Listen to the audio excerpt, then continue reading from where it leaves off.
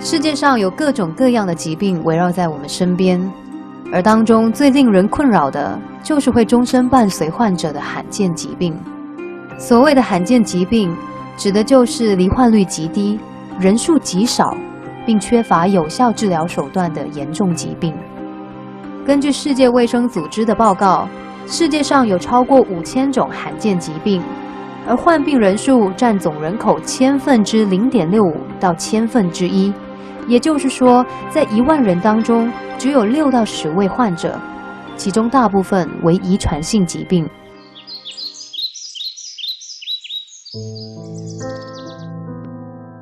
今年29岁的 Yvonne 冯明娘是家中的独生女，她在16岁的时候被诊断患有家族性遗传的神经纤维瘤病。由于没有有效的治疗方法， Yvonne 只能在遭受心理折磨的同时，经历一次又一次的手术，最后导致她失去了听觉，身体失去平衡，视力也大受影响。There are 3 types of NF, NF1, NF2, NF3. I have NF2. So all NF2 patients will definitely become deaf. We may also grow tumors that affect the eyesight. So now I cannot see very well. Yeah, I'm here. Some patients grow more tumors, some less tumors. When tumors grow until it affects the function, then we might have to remove the tumor to preserve our life.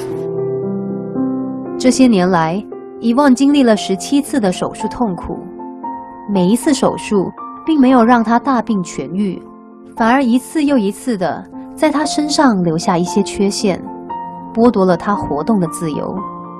人生突如其来的骤变，改写了Yvonne的命运。然而她并没有因此被击败，还靠着那坚强的意志与病魔对抗。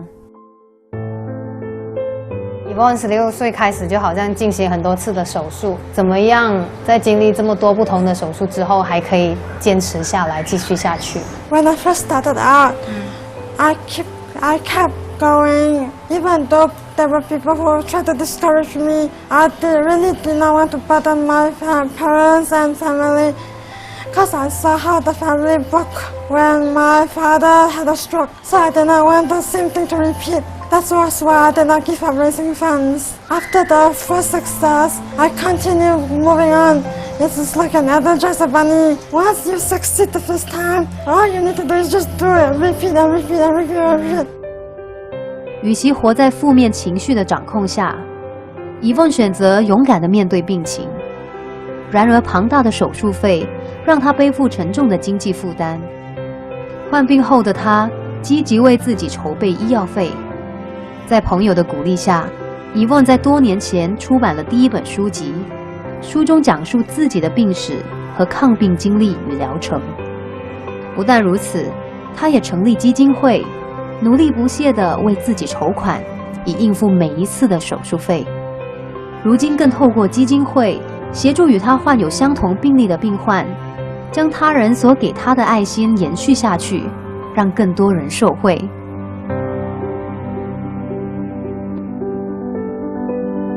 这一路走来，Yvonne并不孤单，除了有家人亲友的关心及支持以外，她那顽强不息和乐观的性格，更让她建立了真正的友谊。每当闲空的时候，Yvonne就会和一群朋友到公园进行静心冥想，当中就包括了这一名戴着眼镜的长发女子 Cordelia。Cordelia 说，当初的Yvonne是名害羞的少女，不过渐渐透过她在部落格所传达对生活的经历，让她对Yvonne有了更深一层的了解与感想。就这样，两人从最初的网络友情，变成了如今长久稳固的友谊。Cordelia 带他来进行这些，然后也是他的好朋友，我就很好奇他们到底是怎么样认识，然后他在你生命里面带来的那个意义是什么？ At first, initially she thought I was strong, but when she got to know me better, she noticed me my inner darkness. So I opened up to her. Then Cordelia did not run away. She stayed and tried to guide me out of it. 对Yvonne而言，Cordelia 在她生命里可是扮演着重要的角色。每当自己面对彷徨与困惑的时候 Cordelia 总会在身边给予鼓励与支持，包括在他出版书籍的那段期间 ，Cordelia 更一直陪伴着他，在过程中给予了不少帮助。I think I'm older than her by 14 years.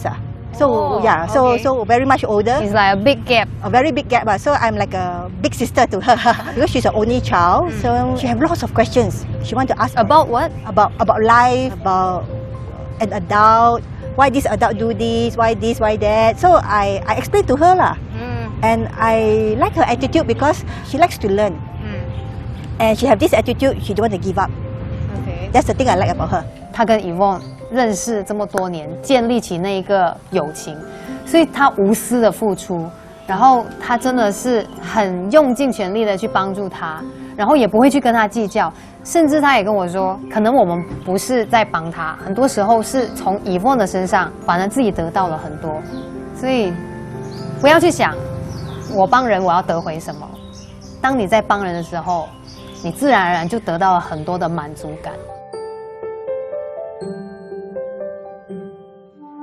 Yvonne 是一个很正面的女生，你看到她尝试新的东西啊，然后我想她一直想要把这些正面的能量传给其他人，就不知道 Yvonne 有什么想要对他们说的话。